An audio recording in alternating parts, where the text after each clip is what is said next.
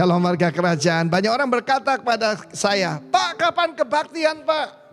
Kita work from home, kita menyembah Tuhan from home. Kapan kebaktian? Saudara perhatikan pada hari raya Pentakosta yang kita rayakan pada hari ini, itu pencurahan Roh Kudus. Hari raya Pentakosta pertama sebetulnya ini Shavuot adalah di Gunung Sinai ketika turunnya firman Tuhan melalui Nabi Musa. Hukum berasal dari Nabi Musa, ya, dan kebenaran, tetapi kasih karunia dan kebenaran melalui Yesus Kristus. Ketika semua orang percaya, apa semua? Tidak. Tercatat yang melihat Yesus naik ke sorga ada 500 orang. Tapi yang di loteng atas Yerusalem cuma 120. Semua orang percaya. Disebutkan di sana orang percaya, ya. Jadi untuk menerima Roh Kudus harus jadi orang percaya. Percaya apa yang dikatakan kitab suci. Bahkan bukan yang dikatakan oleh dokter-dokter teologi yang tidak percaya tentang hal ini. Terserah mereka tidak percaya. Saya sangat percaya sebab saya mengalaminya. Dan saudara yang kasih Tuhan, ketika mereka berkumpul di mana? Bukan di bait Allah seperti yang diberitakan itu. Tapi di rumah, di sebuah rumah. Tapi kuncinya in one accord. Saudara, in one accord itu berbicara tentang harmoni. Berbeda-beda, so lihat ini yang di belakang ini. Ada juga wanita, it's unusual pada zaman itu. Termasuk di sana adalah Maria Ibu Yesus. Dia tidak meninggikan dirinya, dia duduk bersama. Rahasia harmoni adalah menghormati satu dengan yang lain, loving one another. Maka tiba-tiba turunlah dari langit bunyi seperti tiupan angin keras, like a mighty wind. Seperti saudara ke whirlwind, yaitu angin puting beliung. Dan kemudian lidah-lidah api. Perhatikan di sana lidah apinya very individual, ya. Yang di atas Petrus beda dengan yang ada di atas Andreas, di atas Yohanes, bahkan yang di atas Maria, saudaraku. Apa message-nya kita belajar hari ini? Ketika tiba hari Pentakosta, pembaptis dalam roh bukan pendeta, bukan rasul, tetapi Tuhan Yesus sendiri. Dan kemudian mereka berubah menjadi orang yang sangat berbeda. Waktu di Gunung Sinai ada 3.000 orang mati. Tetapi ketika Simon Petrus menyampaikan firman Tuhan dengan urapan yang baru. I shall be anointed with fresh oil, kata King David. Ya, maka saudaraku, tandukku akan meninggi seperti tanduk daripada banteng, saudara. Dia begitu berani dan mereka bersaksi. Jangan lupa, pembaptisan dalam Roh Kudus bukan untuk menerima jadi kuasa untuk menyembuhkan ataupun, tetapi lebih daripada itu kuasa untuk menjadi saksi. Saksi situ martus ataupun martir dalam bahasa Latin, siap mati menjadi saksi bagi Tuhan, an eyewitness for Jesus. Saya berdoa setiap warga kerajaan mengalami ini. Jadi bersatu, saling mengasihi, harmoni dalam keluargamu. You will be anointed at your very home. Di rumah Anda sendiri. Tidak harus ada 10 hari di gedung gereja, tidak perlu. Tapi di rumah, di dapur. Ya, mungkin saudaraku sedang baru angkat tangan menyembah Tuhan. Tiba-tiba kuasa itu datang. Dan kuasa itu bukan sesuatu. Dialah seseorang, Roh Kudus. Sambutlah Roh Kudus. Come Holy Spirit. We need thee more than ever. God bless you warga kerajaan. Be filled with the Holy Spirit. Amen.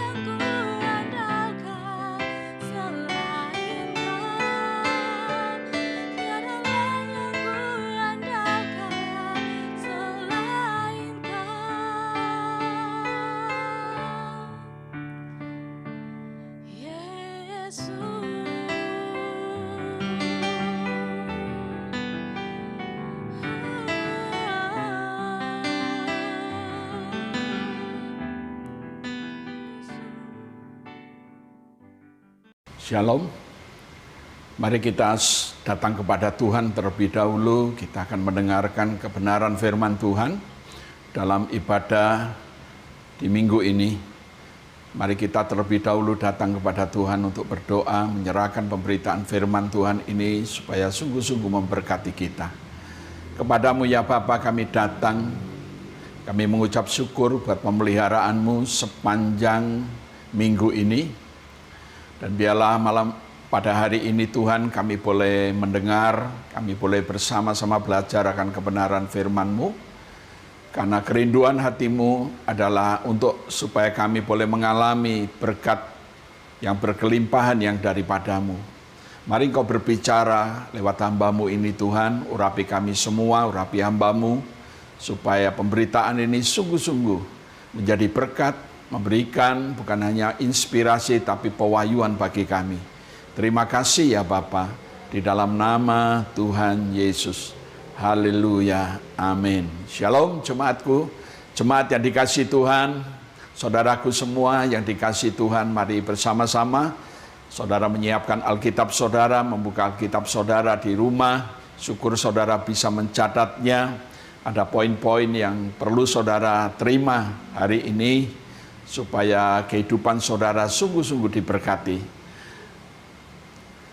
Pemberitaan firman Tuhan hari ini terambil dari Yohanes 1 pasal 1 ayat 46 sampai 51. Tema yang saya berikan adalah kepalsuan atau hidup tanpa kepalsuan. Demikian firman Tuhan ayat 46, firman Allah berkata, kata Natanael kepadanya, mungkinkah sesuatu yang baik datang dari Nazaret? Kata Filipus kepadanya, mari, lihatlah.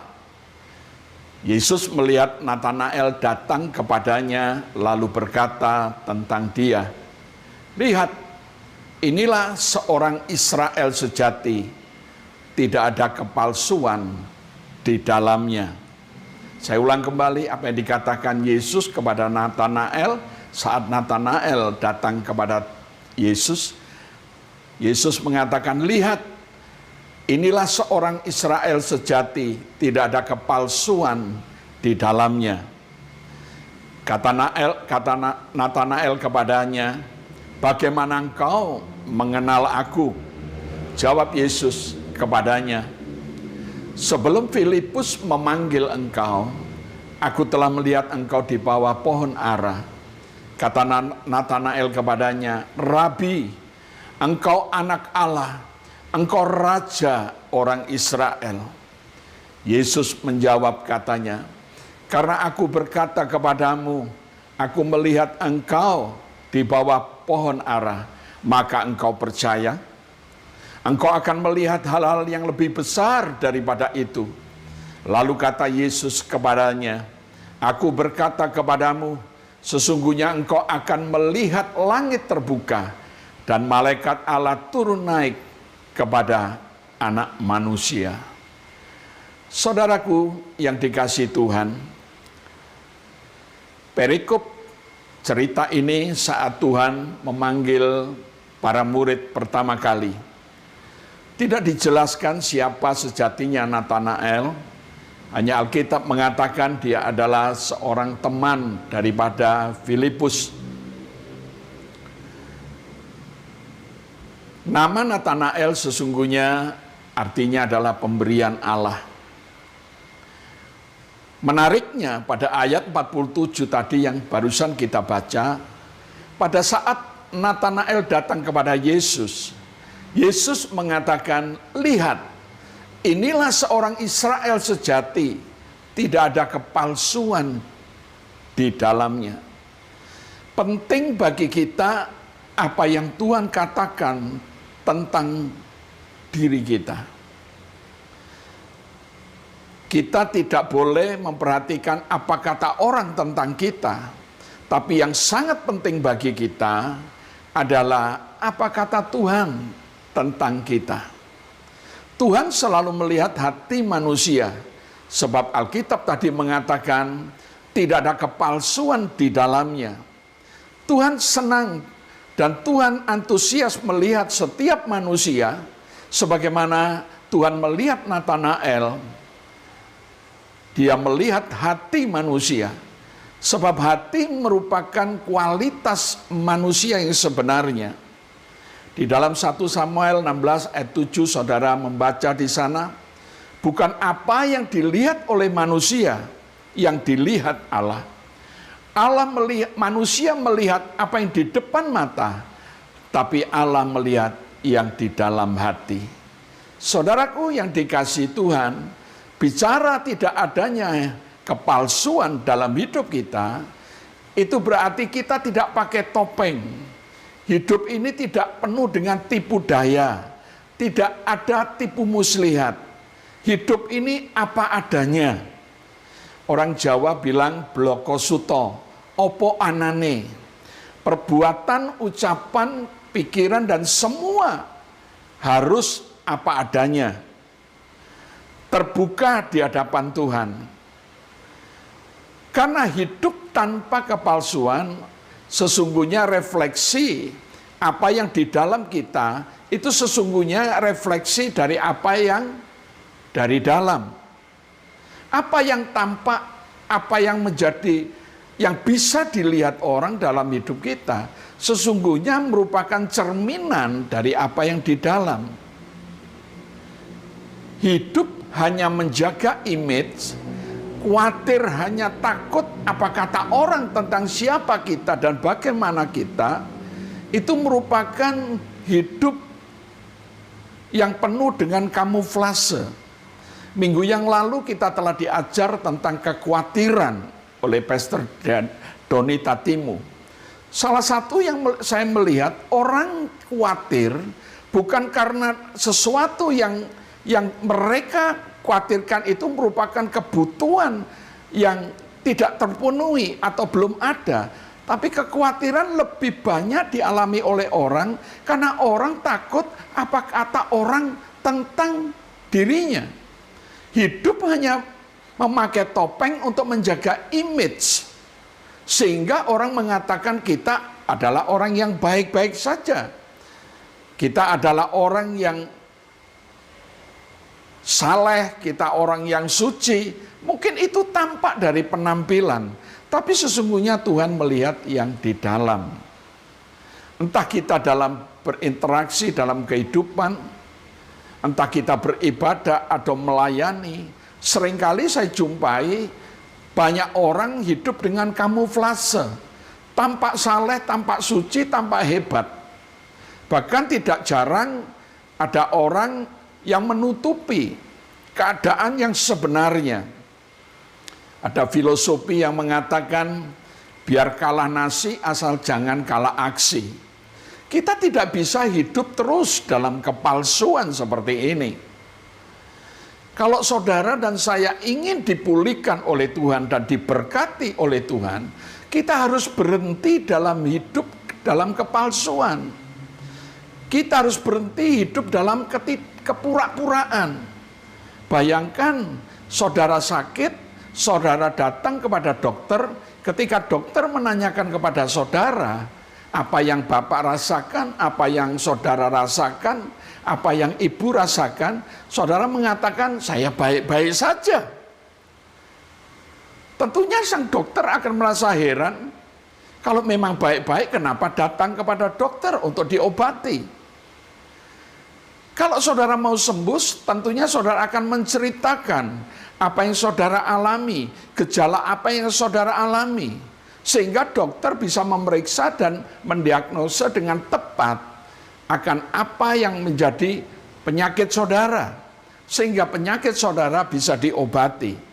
Nah, orang-orang yang hidup dengan kepalsuan, mereka sepertinya orang-orang yang sakit datang ke dokter, tapi tidak mau membuka gejala atau menceritakan gejala yang dia alami. Sungguh aneh. Saudaraku yang dikasihi Tuhan, tidak perlu malu menjadi orang apa adanya. Yang justru seharusnya malu kalau saudara dan saya pura-pura apa adanya. Saya ulang kembali, Tidak perlu malu menjadi orang apa adanya. Bloko suto. Tapi malulah kalau engkau dan saya hidup dalam kepura-puraan. Hidup dalam kepalsuan. Jangan hidup hanya memperhatikan supaya tampak bagus kemasannya. Tampilannya bagus, kemasannya bagus. Tapi di dalamnya penuh kepalsuan, penuh kemunafikan, penuh sandiwara. Hidup ini sudah begitu kompleks. Jadi jangan buat semakin rumit, jangan buat semakin ruwet, jangan buat semakin runyam, bisa-bisa nanti kita rusak. Tidak salahnya kemasan bagus, tidak salah tampilan saudara bagus, karena ketika tampilan saudara bagus, orang juga senang melihatnya, bukan? Tapi juga harus saudara imbangi bahwa isinya juga harus indah dan bagus dan tulus. Amin. Jadi tidak hanya sekedar memperhatikan tampilan kemasan, seolah-olah kita orang yang baik-baik saja. Padahal di dalam kita sesungguhnya tidak seperti itu. Kita bisa tebar pesona ke sana kemari supaya dilihat orang bahagia.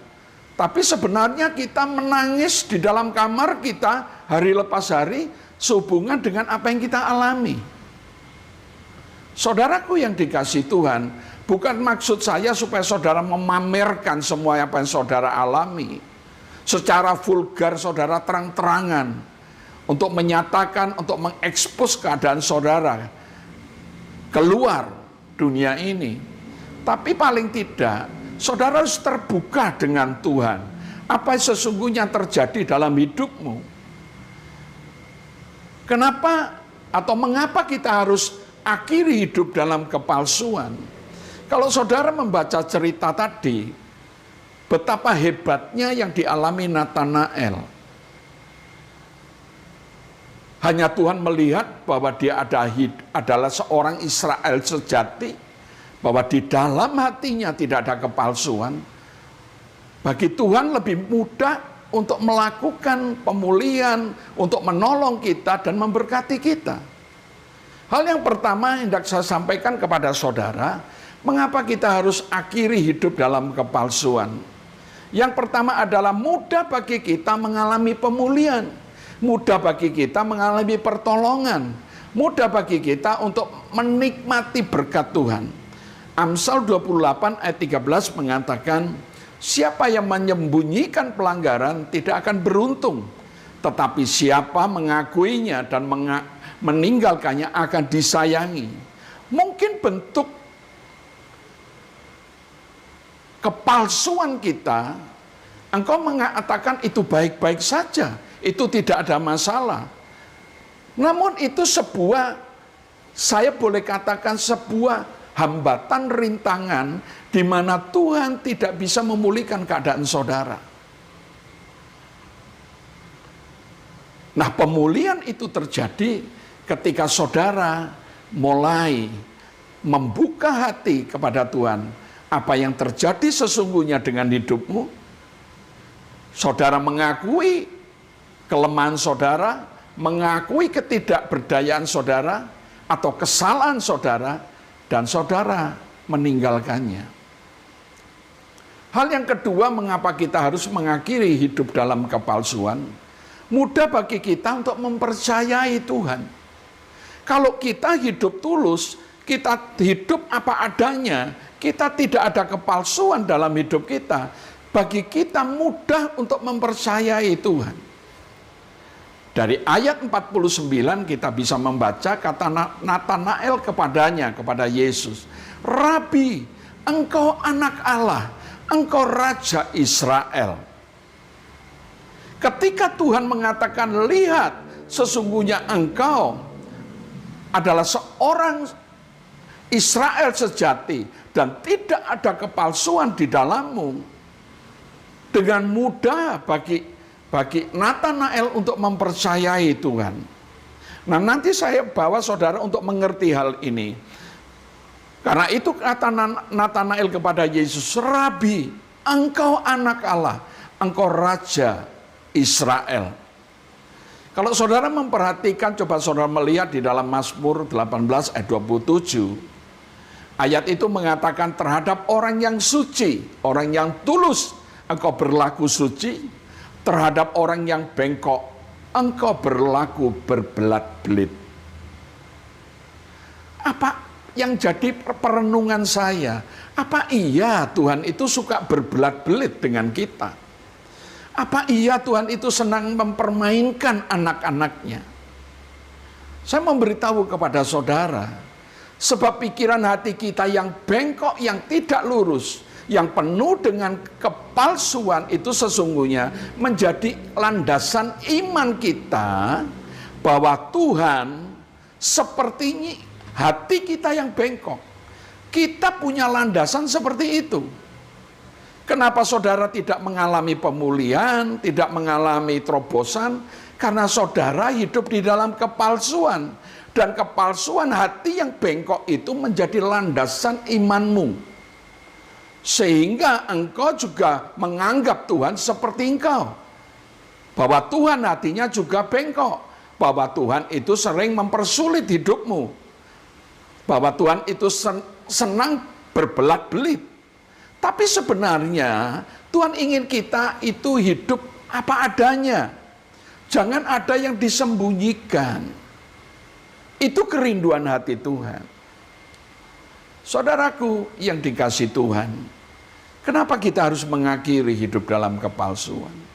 Mudah bagi Tuhan, yang ketiga adalah mudah bagi Tuhan untuk memberikan pewahyuan dan pengalaman pribadi dengan Dia. Saya ulang kembali. Hal yang ketiga, mengapa kita harus mengakhiri hidup dalam kepalsuan? Karena bagi Tuhan, mudah untuk memberikan kepada kita pewahyuan, sekaligus pengalaman pribadi dengan Dia. Ayat 50 mengatakan kepada Natanael, Tuhan berkata, engkau akan melihat hal-hal yang lebih besar daripada itu. Apa itu? Hal yang lebih besar. Ayat 51 mengatakan, engkau akan melihat langit terbuka dan malaikat-malaikat Allah turun naik kepada anak manusia. Ini merupakan pewahyuan sekaligus pengalaman pribadi Natanael dengan Yesus. Saudara tentunya masih ingat saat Yesus naik ke surga dengan mata kepala sendiri. Karena waktu Yesus naik ke surga, itu ada 500 pasang mata yang melihat bagaimana dia naik ke surga. Dan tentunya di situ ada Natanael.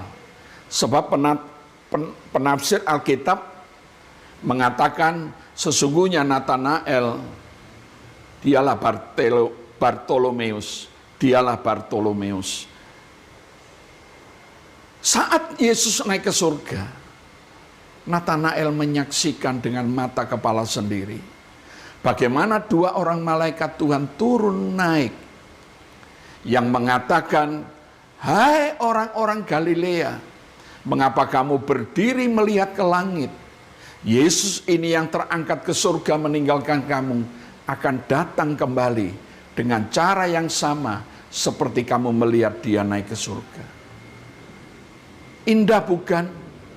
Kalau kita hidup tidak atau tanpa kepalsuan, kita hidup tidak berpura-pura.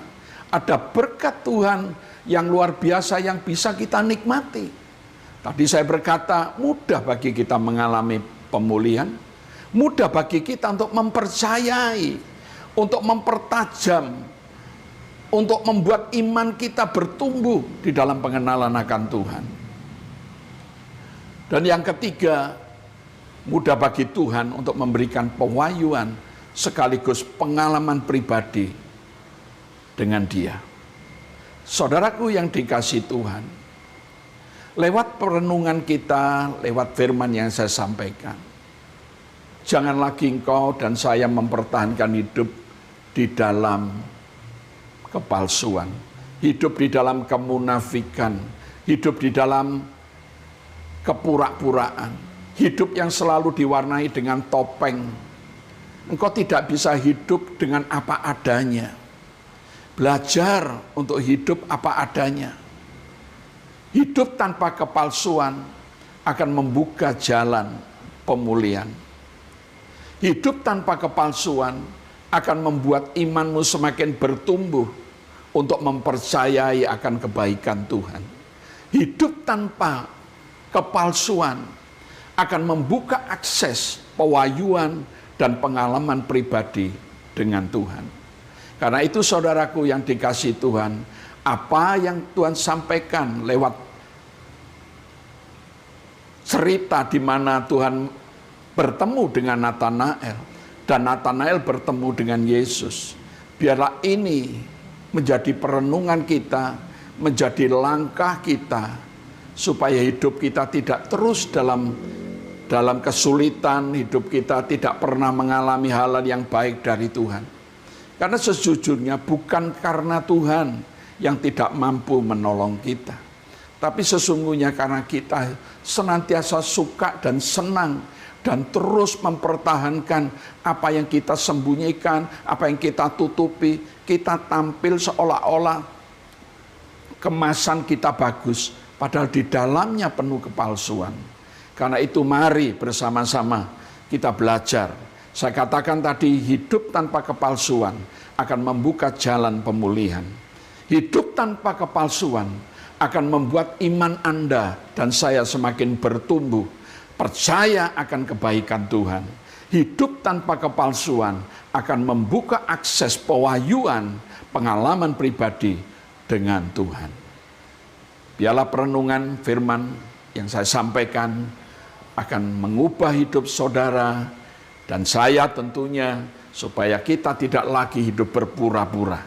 Kita tidak lagi pakai topeng, kita tidak lagi hidup penuh dengan tipu muslihat, tapi kita mau hidup apa adanya. Amin. Kita datang kepada Tuhan. Kami mengucap syukur Bapa buat kebenaran firman-Mu yang telah Engkau sampaikan kepada kami. Kami mau terima itu dengan hati yang terbuka, dengan hati yang mau dikoreksi, dengan hati yang mau berubah. Kami percaya Tuhan, saat kami menghidupi ke dalam kehidupan ini, hati kami penuh dengan keterbukaan dengan Engkau. Tidak ada lagi hal-hal yang kami tutupi, tidak ada lagi kepalsuan, tidak ada lagi hidup kepura-puraan. Maka kami akan mengalami pemulihan. Iman kami akan bertumbuh, dan kami akan memperoleh pewahyuan dan mengalami pengalaman pribadi dengan Engkau.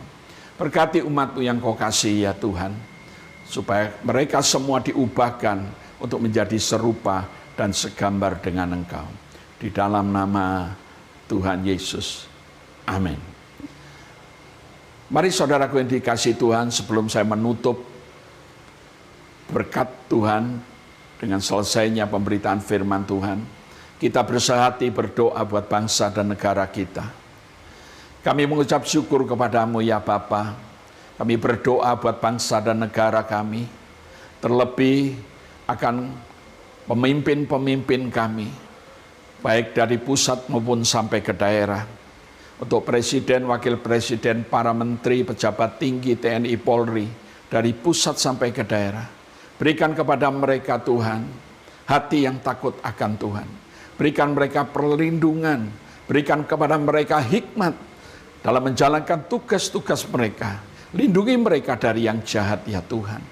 Biarlah lewat para pemimpin kami, bangsa ini boleh menerima segala kebaikan-Mu. Bangsa ini boleh mengalami pemulihan.